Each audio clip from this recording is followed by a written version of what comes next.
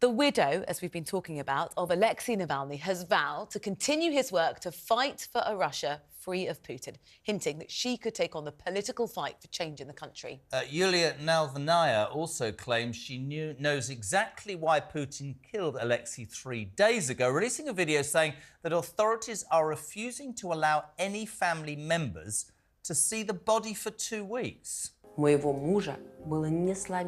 husband was unbreakable, and that's exactly why Putin killed him. Shamefully, cowardly, without ever looking him in the eye or even mentioning his name. And just as vile and cowardly, they are now hiding his body. They're not showing it, not giving it to his mother, and they are pathetically lying and waiting for the traces of yet another of Putin's Novichoks to disappear there. Earlier, we spoke to the former CIA officer, Mike Baker, who says the Kremlin have a long history of ending the lives of those who don't agree with the president. Say it, but this was absolutely unsurprising that this sad story ended with Navalny's death. The fact that they're not releasing the body and the fact that they said that it was down to sudden death syndrome, which is what they called it, that there were bruises on the head and the chest, which they said were the result of seizures. Originally, their story was he collapsed after going for a walk. Look, he was being held in one of the most brutal penal colonies, the IK3, the polar wolf penal colony in Siberia, on a 30-year sentence. So it's pathetic. I think more pathetic is some of the headlines that are coming out now saying, well, now with Navalny's death, what's next for Russia? As if something's going to change, or as if this is the first dissident or opponent that Putin has had killed. He's got a very successful track record in that result. I'd like to throw at you what ex-Rear Admiral Chris Parry said last night, which we just played in the news. He said he's not altogether sure this is Putin. There might well be a political vacuum inside the Kremlin with the presidential elections on the way. He believes this could be people manoeuvring either for favours or people manoeuvring to get Putin blamed. I'm with you, though. It doesn't make any damn difference. He's a dictator. But do you think there's any strength in that argument at all, mate? He's very smart, but I think he might be overthinking this situation. Whether we're talking about Litvinenko, Nemtsov, or we're talking about Sergei Skripal, it doesn't really matter. This is Putin's hand behind all of this. And as far as the election goes, coming up in March, I know the world is on the edge of its seat, wondering who might win that election. But yeah, this is Putin's doing. Listening to that international security expert, Edward Lucas, who joins us now. Edward, thank you so much for your time. Yulia said in that statement, I want to live in a free Russia. I want to build a free Russia. How difficult is that going to be? That prospect is very, very far away, I'm afraid. And I think the route to freedom and legality in Russia doesn't lie through what's left of the Russian opposition, either inside Russia or in its exiled hangouts in Vilnius or London or wherever. The only real opposition to the Putin regime is the armed forces of Ukraine. They're the ones who've given him a headache and who can give him not just a migraine, but a terminal headache if they get the support from us that they need. But I see no other way for regime change in Russia. And even then, I fear what comes after Putin may not be much better, because our problems with Russia predate Putin and I think will also outlast him.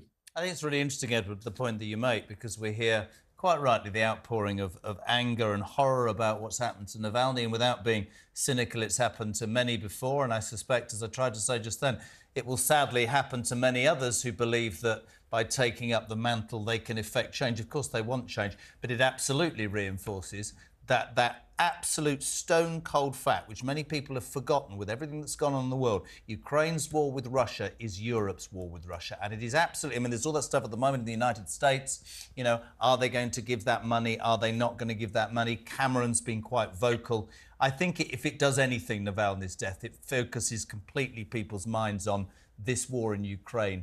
We essentially must absolutely support them. Well, I wish you a foreign secretary or American president. That's absolutely correct. But unfortunately, what we've seen is that Go on. Sorry? I said it would be Yes, less stressful. unfortunately, Go on, carry on. Sorry, Joe.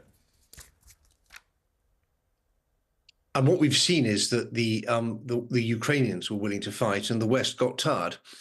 And many people at the beginning said, "Oh, the Ukrainians will get tired." They're not. They're fighting because they know that freedom is really, really worth fighting for.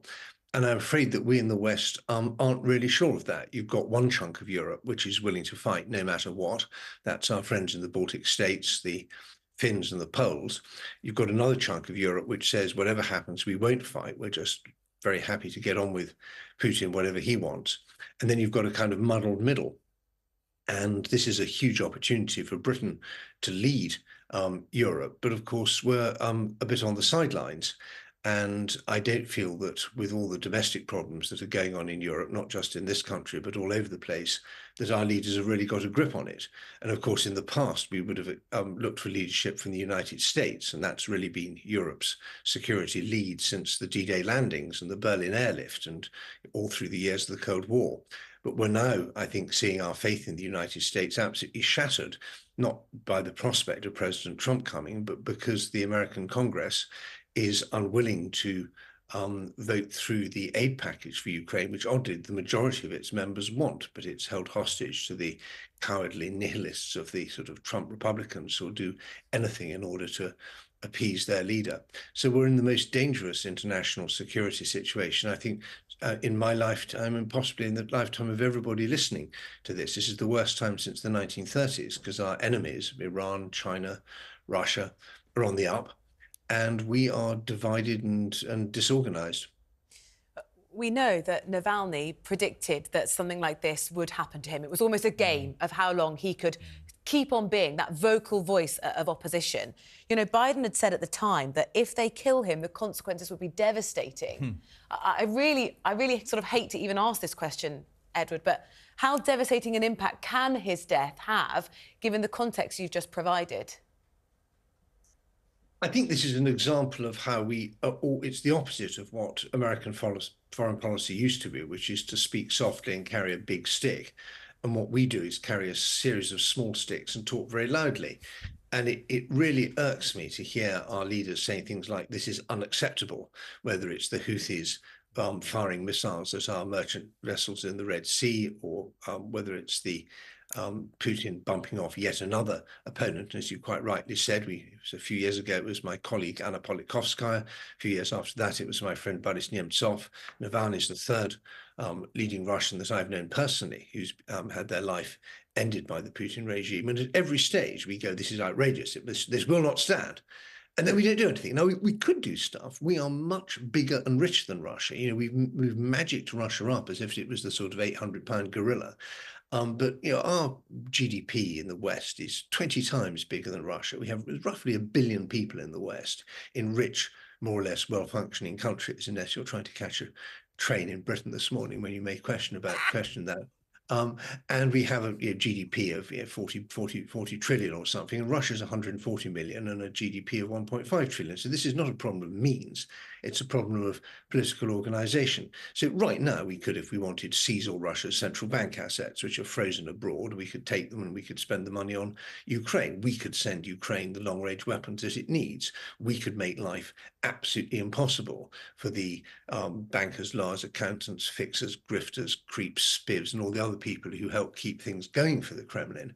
Some of them are in this country, others are in places like the United Arab Emirates or in India or wherever, offshore financial centers. We could really make life impossible for them, just as we would have done if they were working for Nazi Germany during the Second World War. We could do this. We just choose not to. And that's what's so aggravating. Edward, I'm going to have to jump in and tell you that's my favourite bit ever in 6 months of doing this show. And the fact that you thought I should be Foreign Secretary or US President makes it even better. Thank you, Edward. I wish you well. Thank you, my friend, and you. And good luck with that water bottle. It needs emptying. International security expert Edward Lucas.